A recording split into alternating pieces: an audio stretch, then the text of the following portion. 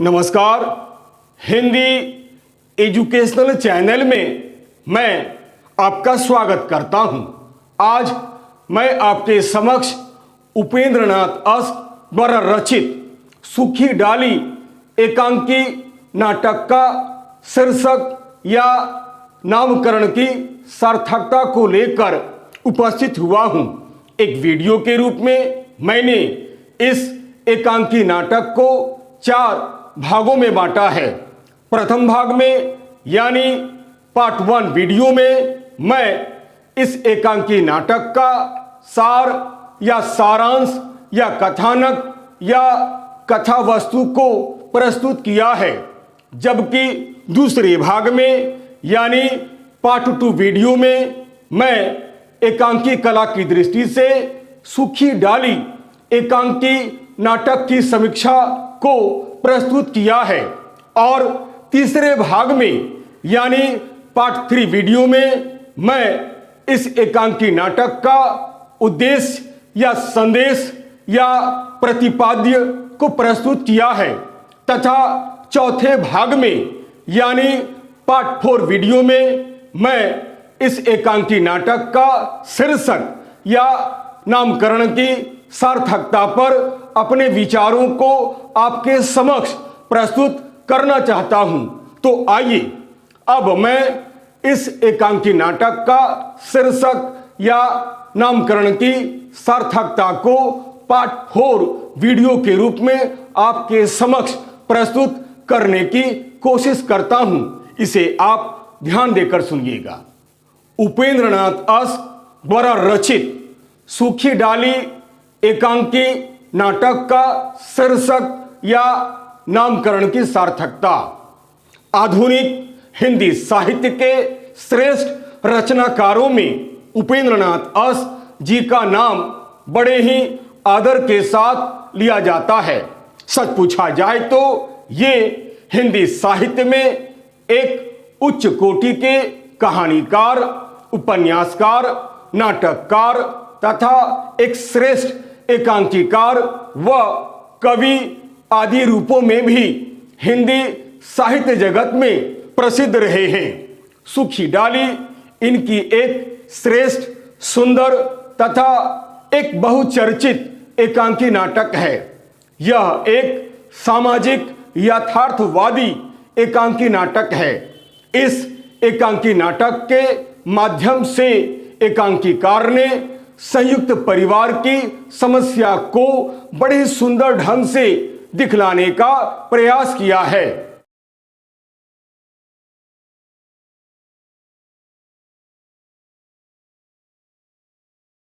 शीर्षक या नामकरण की दृष्टि से उपेंद्रनाथ अस्त द्वारा रचित सूखी डाली एक श्रेष्ठ, सुंदर तथा एक सफल एकांकी नाटक है। वास्तव में इस एकांकी नाटक का शीर्षक एकांकी में वर्णित घटनाओं और उनकी पृष्ठभूमि पर ही आधारित है। सभी घटनाएं एक ही परिवार में घटित होती है।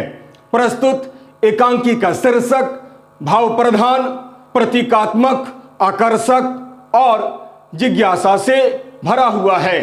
सूखी डाली का अर्थ है वह डाल जो किसी कारणवश वृक्ष से लगी रहकर या वृक्ष से टूटकर अलग होकर सूख गई हो या सूख रही हो।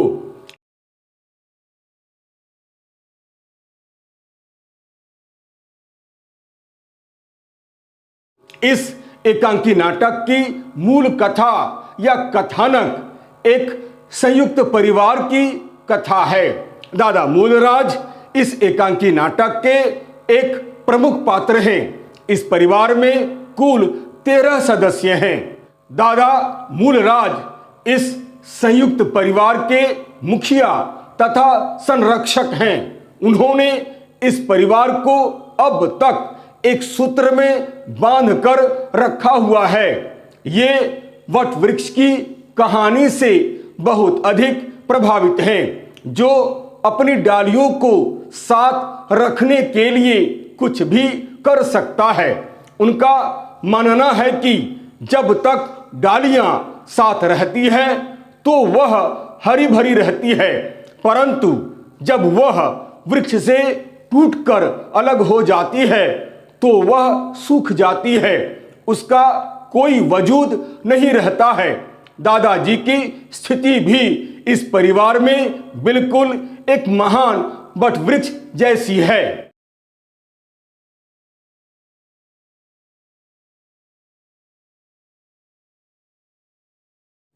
अर्थात बहुत बड़ा परिवार होने पर भी दादा मुदराज का परिवार एक विशाल वट वृक्ष की तरह है, जिसकी हर डाल आज खुशी के फूलों से लदी हुई विकास की ओर बढ़ रही है।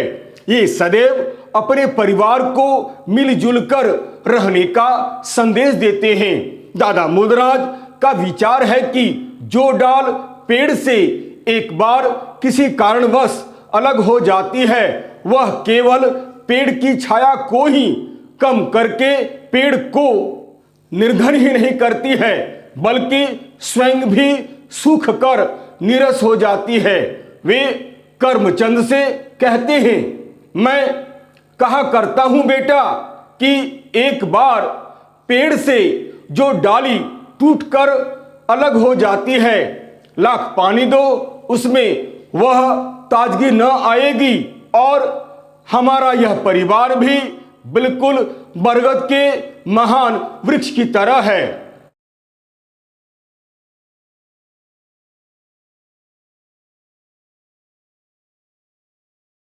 परंतु एक दिन जब दादा मुदराज कर्मचंद तथा परेश से यह सुनते हैं कि उनकी नई पतोहू बेला का यह मन नहीं लग रहा है तथा वह पृथक रहना चाहती है, कारण उसे इस परिवार का रहन सहन, खान पान तथा तौर तरीका बिल्कुल पसंद नहीं है, तो दादा मुदराज काफी चिंतित तथा दुखी हो जाते हैं। कारण दादा मुदराज सब कुछ सह सकते हैं, लेकिन किसी का अलग होना सह नहीं सकते हैं।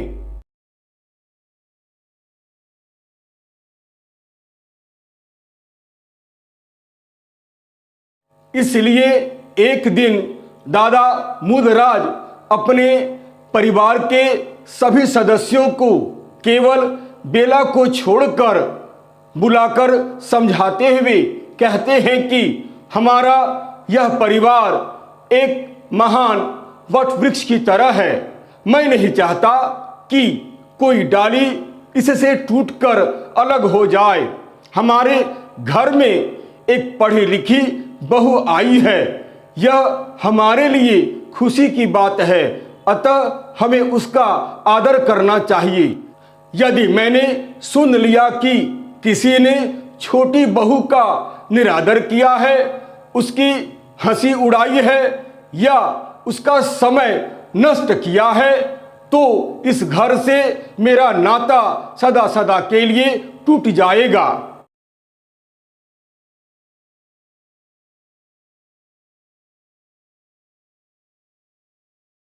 दादाजी की बातों को मानकर घर के सभी सदस्य बेला के साथ अच्छा व्यवहार करने लगते हैं तथा उसका आदर सम्मान भी करने लगते हैं। परंतु कुछ दिन के बाद बेला को उनका आदर व सम्मान चुभने लगता है। धीरे धीरे उसे ऐसा अनुभव होने लगता है मानो वह इस परिवार में रहते हुए भी हर व्यक्ति से धीरे धीरे कटती जा रही है तथा एक अलगाव का अनुभव भी करने लगती है। उसका अहं भाव धीरे धीरे टूट जाता है। उसे अनुभव होने लगता है कि वह उस डाल की तरह हो गई है जो पेड़ से लगी रहकर भी पेड़ के रस को प्राप्त करने में असफल हो गई है तथा वह पेड़ से लगी रहकर भी सूख रही है। बेला का यह कथन शीर्षक की उपयुक्तता को स्पष्ट कर देता है।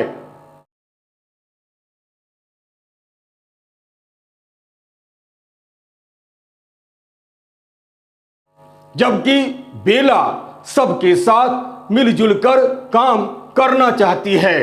वह सबके साथ हंसना बोलना चाहती है, लेकिन इस तथ्य को घर का कोई भी सदस्य समझ नहीं पाता है।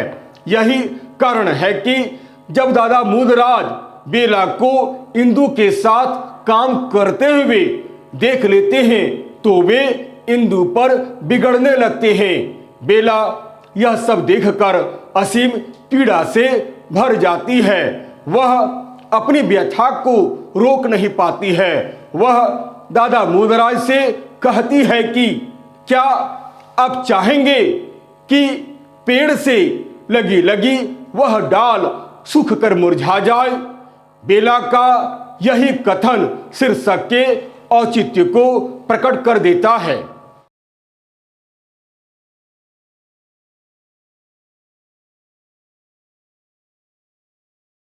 अर्थात यदि बेला को इस परिवार के साथ रहकर मिलजुल कर काम करने का अवसर नहीं मिला तो वह सचमुच परिवार के साथ रहते हुए भी जीवन रस से वंचित रह जाएगी और एक दिन सूख कर मुरझा जाएगी। बेला का यह वाक्य शीर्षक की उपयुक्तता को सिद्ध कर देता है। अतः उपेंद्रनाथ अस्त द्वारा रचित सूखी डाली एकांकी नाटक का शीर्षक या नामकरण भाव प्रधान, प्रतीकात्मक, आकर्षक तथा जिज्ञासा से भरा हुआ है। इस प्रकार आरंभ से लेकर अंत तक की सभी घटनाओं को जोड़कर देखा जाए तो सूखी डाली एक सार्थक एवं उपयुक्त शीर्षक है। यह शीर्षक प्रत्येक दृष्टि से औचित्यपूर्ण तथा एक सफल शीर्षक है।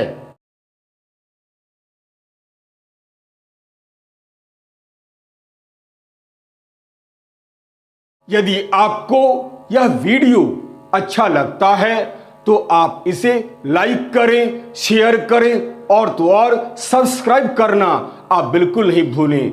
याद रखिएगा, मेरा यह चैनल, मेरा यह वीडियो एक प्रकार से एक एजुकेशनल चैनल है।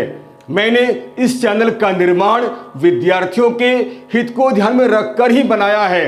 अतएव लाइक, शेयर और सब्सक्राइब करना आप बिल्कुल नहीं भूलें। और तो और यदि मेरे वीडियो में अगर आपको कहीं भी किसी प्रकार की कोई त्रुटि या कोई कमी नजर आती है तो आप सप्रमाण कमेंट्स अवश्य करें, ताकि मैं उन गलतियों का सुधार कर सकूं और आपके समक्ष एक बहुत ही सुंदर, बहुत ही छात्रोपयोगी वीडियो प्रस्तुत कर सकूं, ताकि आप अधिक से अधिक उसका लाभ उठा सकें। तब तक के लिए नमस्कार, धन्यवाद।